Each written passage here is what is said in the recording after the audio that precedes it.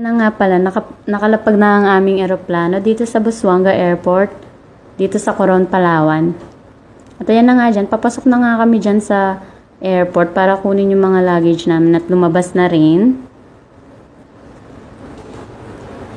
At yan, nandito na ako sa loob para kunin yung luggage ko.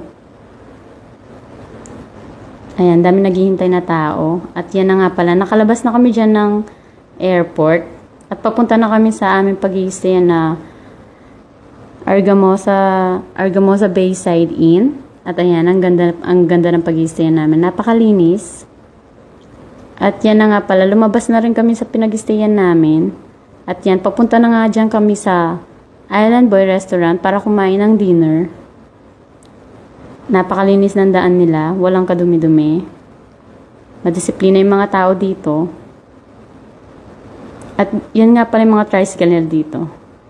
Ayan, yung plaza nila dyan, ang daming tao. At yan, dito na rin kami sa Island Boy Restaurant para kumain ng dinner. Napakaganda ng restaurant dito. At yan na nga, yung mga kakainin namin sa dinner. Napakasarap. Thanks for watching.